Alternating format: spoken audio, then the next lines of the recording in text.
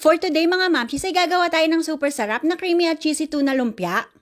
Madali lang din to mga mamshis at siguradong magugustuhan nyo, lalo na nga kung mahilig kayo dun sa tuna pie ng Jollibee.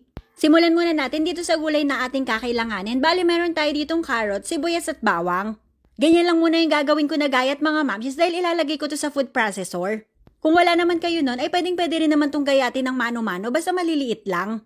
Yung gayat lang na panlumpia, alam nyo naman na siguro yun. Tapos ayan, ganun lang din dito sa sibuyas at bawang, pagsasama-samahin ko na yan sa food processor. Kung gusto nyo naman ng maraming gulay, pwede nyo naman dagdagan yan. Isa rin kasi ito sa mga paraan para mapakain natin ng gulay yung mga bata. Yan, ganyan naman yung itsura niyan after i-food processor. Mas maganda kasi talaga kapag maliliit na gayat. Set aside muna natin to at i-ready naman natin yung mga iba pang ingredients. Bali meron tayo ditong mushroom na nasa lata, nakakat na rin yan. Isang lata na malaki yung ilalagay ko pero pwede rin naman dyan yung maliit na lata basta depende sa inyo kung gaano karaming mushroom yung gusto nyo. At syempre, ang star ng ating recipe ngayon, itong tuna. Itong malaking lata yung gamit ko dyan, nasa 420 grams to. Tapos ayan, gagamit rin tayo ng all-purpose cream, mayonnaise at cheese. Okay na tong ating mga ingredients at huwag na natin patagalin, simulan na nating magluto. Painit lang muna tayo ng konting mantika at saka naman natin igigisa itong sibuyas, bawang at carrots. Saglit na saglit lang to mga mamshis, yung bahagya lang na lumambot yung carrots ay okay na yan. Siguro ay nasa 1 to 2 minutes lang yun. At kapag okay na, saka naman natin isusunod itong ating mushrooms.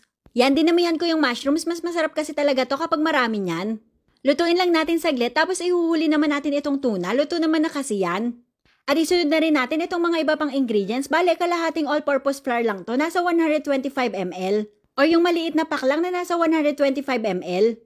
Naglagay rin ako ng mayonnaise, mga nasa 2 tablespoon yan. Mix lang natin mabuti at hahayaan lang natin to na maluto ng mga 1 to 2 minutes. Saglitan lang talaga yung pagluluto nito mga mamshis dahil mamaya ay ibabalot pa natin yan tapos piprituhin. Maglalagay na rin ako ng pampalasa, bali asin at paminta lang to, tagkalahating kutsarita. At kung meron pa kayong mga pampalasa na gustong ilagay ay pwede naman, basta wag nyo lang karamihan dahil maglalagay pa tayo ng cheese dyan mamaya. Ito naman, 1 tablespoon ng cornstarch na tinunaw lang sa konting tubig. Ito naman yung magpapalapot sa kanya mga mamshis para mas madali nating maibalot. Mahirap naman kasing balutin yan kapag runny yung consistency kaya kailangan natin mag-thicken yan. Saglit na lang to mga mamshis, kapag napapansin nyo na lumalapot na siya ay pwede nang hanguin at papalamigin lang natin to. Isasalin ko lang siya tapos i-cool down lang natin bago balutin. At ito naman yung pambalot na gagamitin ko dyan, baka itanong nyo nabili ko lang to sa grocery, nasa 55 pesos. May mga sizes to pero ito na lang yung natirang available dun sa pinagbilhan ko. Ito nga ata yung pinakamalaki nila, nasa 25 pieces siya. Kaya hinati ko na lang din para saktong-sakto lang dun sa lumpia na gagawin natin. Dito naman sa pagbabalot mga mamshis ay depende na sa inyo kung gaano karami yung ilalagay nyo dyan, kung gaano kaliit o kalaki rin yung gusto nyo magawa. Bali ako ay nasa 1.5 tablespoon yung nilagay ko. Tapos maglalagay lang din tayo ng cheese dito sa bandang gitna. Iwasan nyo na ilagay siya sa mga dulo-dulo mga mamshis dahil mamaya ay magkakalatan yan kapag pinrito na natin. Hindi ko na kasi isisil yung dulo niyan para mas mabilis yung pagbabalot. Pero depende na rin sa inyo mga mamshis kung paano nyo ibabalot yan. Meron kasing iba na meron silang teknik sa pagbabalot ng lumpia. Basta ako ay ganyan lang tapos water na lang din nyo ipapangsil ko. Masarap to pang ulam mga mamshis at syempre masarap din papakin.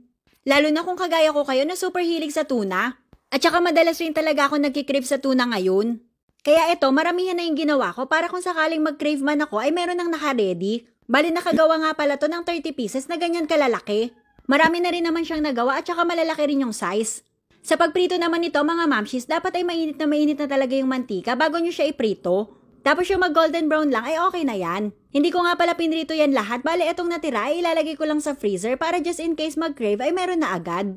Ito naman yung itsura niyan sa loob mga mamshis, super creamy at napaka-cheesy. Pwede nyo rin tong i-air fryer kung ayaw nyong gumamit ng mantika, okay din naman siya. Ayan, tingnan nyo mga mamshis, super creamy at nakakatakam na nga. Kaya syempre, titikman na